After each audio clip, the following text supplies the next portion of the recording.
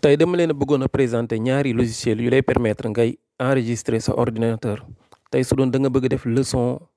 wala ngay présenter ay cours nga bëgg enregistrer li ngay def comme ni may nekk di def nii da ngay dem Google nga bind OBS Studio logiciel bi moo nekk nii OBS Studio da nga koy télécharger ci Google bi léegi soo cliquer fii mooy seen page bi ñuy télécharger OBS Studio bu la neexee nga cliquer fii directement nga télécharger ko. bu dee Windows 7 la mën nga jël 32 bits wala nga télécharger fichier zip bi bu dee code source bi tam mën nga jël boobu bu dee Windows Apple ak Linux yëpp dafay dem léegi nañ leen dem ñu télécharger ko soo cliquer page bii lañ koy télécharger mën nga def démarrer bu defee démarrer day ñëw léegi man dama ko télécharger woon ba installé naa ko beneen bi mi ngi tudd iTop Screen Recorder noonu la tudd. boobu tamit boo bindee Google nii rek comme nii après di nga ko mën a télécharger facilement gisoo fii nga koy télécharger seen site su dee am nga logiciel de téléchargement bu gaaw doo fi yàgg léegi da ngay bës fii gisoo man maa ngi ko doon télécharger sax léegi ñaar yëpp laay installation moom incha allah du ma leen ko wan dama bëgg vidéo bi gaaw boo demee da ngay tijji OBS mais OBS. boo ko tijjee dina am benn réglage booy def par exemple boo bëggee ajouter benn enregistrement da ngay def plus bii nii xaaral da ngay njëkk a def fii plus soo cliquer plus nga def capture d'écran fii nii après nga def OK mais da ngay seetlu ni ça ne marche pas da am benn paramètre booy modifier rek benn paramètre bu simple moom ngay modifier soo ko modifier après sa OBS dina dox. ndax gis naa ñoo xam ni seen OBS doxul léegi soo ko bëggee modifier da ngay dem ci paramètres yi sa paramètre ordinateur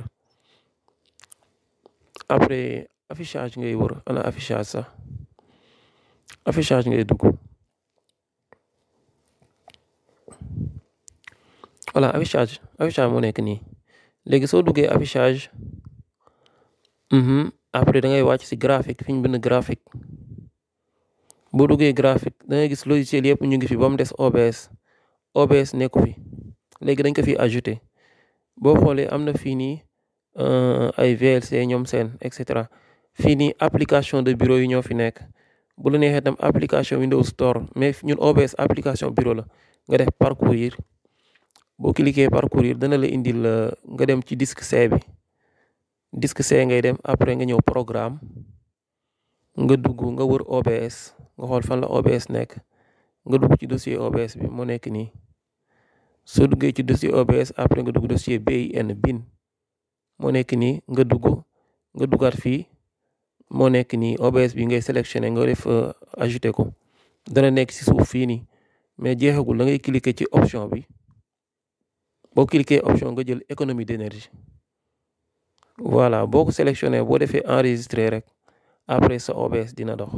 Windows 7 ak Windows 10 yëpp lay dox léegi damay tijji OBS ñu xool ndax dina marche tijji naa gisoo ça fonctionne soo bëggee enregistrer fii ngay cliquer enregistrement bi day dem gisoo léegi baal ma essayer enregistrer ñu xool ma fermer lii yëngal souris bi tuuti yëngal xool def nii tuuti voilà léegi damay dem arrêter booy arrêter nag ñaari yoon ngay cliquer da ngay njëkk a cliquer benn yoon cliquer waat voilà nii la. nga def fichier afficher les enregistrements boo defee fichier afficher les enregistrements da ngay gis da lay ubbil benn dossier bi nga xam ni sa enregistrement yëpp fi la nekk fii nii enregistrement yi ma defoon yëpp ñu ngi nii léegi fichier bii laa mujj enregistré bii nii dama koy tijji su ma ko tijjiwee ñu xool est-ce que li ma doon def enregistré na ko nañ leen xool gis nga nii laa defoon daal koy réduire at fenêtre bii après nan laa defaat sax daal di def nii jaxase gisoo lii yëpp enregistré woon na ko ndekete voilà ñii la defoon léegi baal ma fermer fenêtre bii nii ma présenter leen beneen bi mu tudd iTop Screen Recorder laa dem tijji xam nga supprimer fichier bii nii voilà c'est bon léegi iTop Screen Recorder nii la mel moom fenêtre bu ndaw la man moom actuellement bii laa nekk di utiliser parce que dafa simple version pro bi nag laa am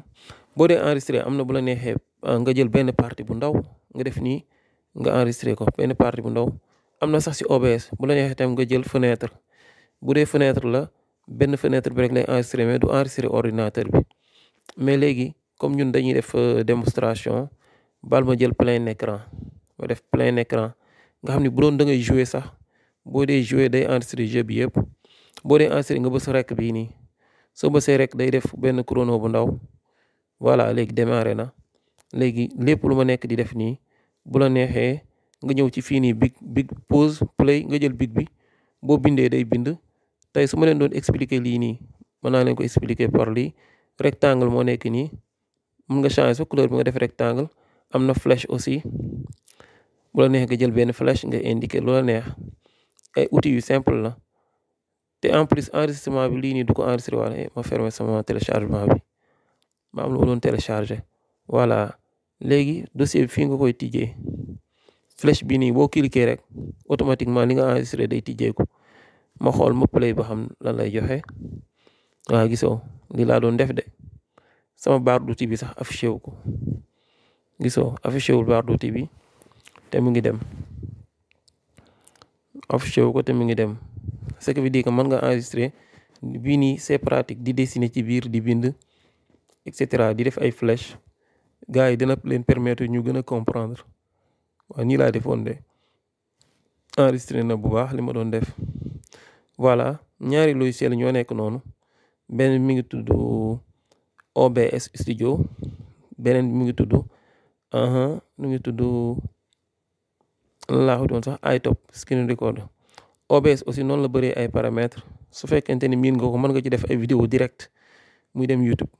bi aussi am na ay paramètres yu lay permettre bu fekkente ni mode kii bi la gratuit la version gratuite bi la da lay afficher ay filigrane paramètres yi yëpp mën nga leen modifier nga filmer caméra bi nga enregistrer son beeg yëpp am na ci option yi quoi comme ni mu amee ci OBS lii mooy sama clé bu fekkente ni soxla nga clé bi da nga koy copier après nga ajouter ko soo ko télécharger nga dugal clé bi yaakaar naa dina dox day tax nga am version professionnelle bi voilà bu leen fàtte ngeen abonné wu sama chaîne fii mooy Yade High Tech dinaa leen expliquer lépp loo leen soxla te làkk wolof laa koy utiliser boo bëggee abonné nga bës bouton bi ci digg bi sama photo profil wala nga xool ñaari vidéo yi nii ma encadré ban moo la ci gën a neex nga seetaan ko